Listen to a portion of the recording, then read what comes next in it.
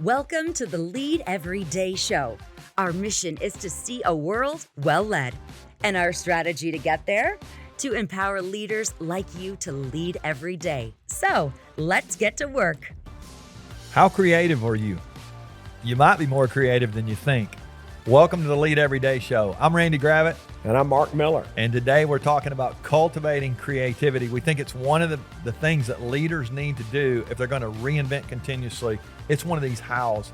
And I think so many leaders don't think they're very creative, but yeah, it's there. It's in there. I think it's a huge missed opportunity because every human being has within them the power, the potential, and the capacity to be creative. And I want to prove it to you by asking you to observe a small child.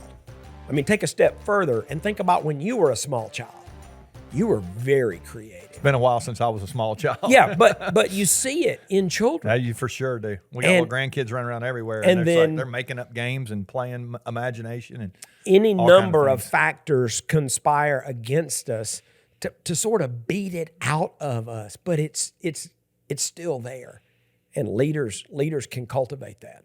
Yeah, leaders need to cultivate. Well, that's what we're going to talk about today. Let's talk about how do we cultivate that. And one of the things that you say in Uncommon Greatness, I'm so excited about all the actionable stuff that's in this book. And if you've not pre-ordered, go get your copy. You can get it at leadeveryday.com or go to Amazon and pre-order. This book's coming out in just a couple of weeks, February 27th. We're so excited about the release of this thing. But one of the things you say in here is we have this opportunity to expand our world. I think sometimes we get insulated and isolated if we're not thinking about what we're talking about. Maybe go back to yesterday. Maybe you need to think about your creativity, but there's some things we can do to expand our world. Sure. And let me set a little context on why that is so essential for leaders and non-leaders, for human beings who want to be creative. You don't create in a vacuum, and you don't create from nothing. You create from the experiences and the relationships and the knowledge and the skills and all of the things that you have accumulated over your lifetime. They all become like the paint on your palette at your disposal to create a masterpiece. But you can't paint with paint you don't have. Now, let me quickly say, I've just used a painting example. I probably should have said this in the beginning. When we talk about creativity, and many of you would say you're not creative, there are really two forms. One is artistic creativity, and then the other I call intellectual creativity. And I'll give it to you that a lot of you are probably not artistically creative, but you have to learn to be intellectually creative. That's actually what we're talking about here. Yeah, this expanding your world. You wrote a book years ago called "Great Leaders Grow," and you made me think of that when you said that there's all kinds of ways that we can do that. Travel would be one of them. We've talked about that before. I mean, just all kind of things that you can do to expand. But it's on you to cultivate your creativity. You don't get a pass and get to say, "Well, I'm not creative," and because well, again, you can take that pass. Yeah, you can, but and you're going to suboptimize your leadership. Your organization is going to suffer if you do that. So that's good. Okay, another thing we talk about here is to escape the known. It's easier to have groupthink and I mean all kind of things that come to mind there, but when we can get outside the norm and escape the known, it does propel our creativity. It cultivates it. Yes, and here's what you may not know, and I'll be really brief here. A little science lesson. The mind is a self-optimizing memory system. Some call it a self-maximizing memory system. What that really means is we are hardwired to recognize patterns. So when we see a toothbrush, we know it's a toothbrush. We don't have to say, I wonder what that is. I wonder what you do with it, because there's a pattern that has been created in your mind, and there's recall, and that's very helpful in moving through life. But it becomes a real challenge and an impediment when you're trying to solve problems. Because your brain, because it's this self-maximizing memory system, wants to go to what is known. It's going to want to default to what you've tried before or your current reality, which is why reinventing continuously is fundamentally about the fundamental, is fundamentally about routinely escaping the present and what is known in pursuit of improved skills, methods, and outcomes. And so you've got to force yourself. And that's what many of the techniques, things like brainstorming, we talked in a couple of sessions ago about the opposite as another technique, questions as a technique. There are any number of others we won't go into today, but each of those is really designed to help your brain escape the ruts that have already been created by your past so that you can explore what's new. I think they call them neural pathways, and all that. So we've got these couple of things. You can expand your world, and then we want to escape the known. But let's stay on the mind here for a second. You talk about in Uncommon Greatness the ability we have to actually train our brain. It goes beyond just escaping the patterns and the known.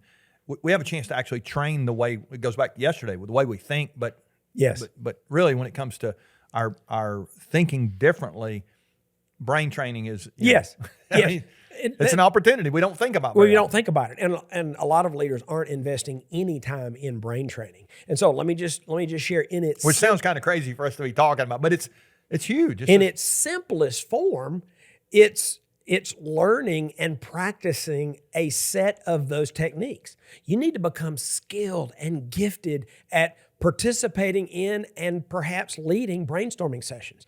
Brainstorming done well is amazing. When it's not done well, it is a colossal waste of time.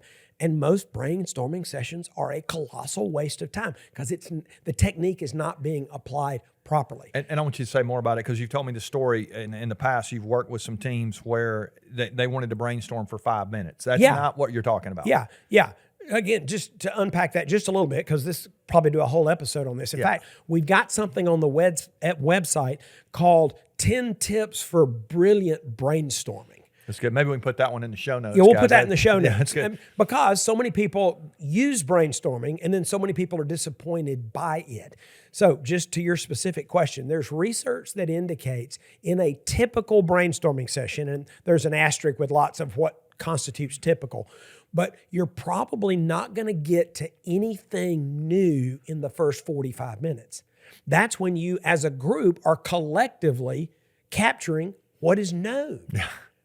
And so have you ever been in a brainstorming session and all of a sudden it got real quiet and it got real still?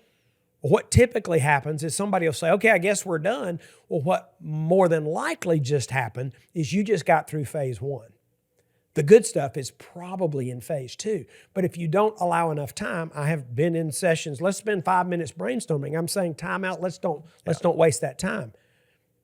So that's just one example of how you do good brainstorming. So brain training is learning some of these skills and then practicing them, whether it's the ones I've mentioned previously, just 5 minutes ago, or they're books full of techniques, that's right, all designed to help you train your brain so that you can escape that memory system that's going to push you back to what is known, what is comfortable, what is safe, what is proven. And that's rarely where innovation lies. Yeah, that's so good. We were having a conversation with some of the young guys on our team, and they were talking about how in today's world, this technology is going on. And if we're not careful, that can actually become more of a distraction. We talked about a couple of days ago that there's noise on your calendar.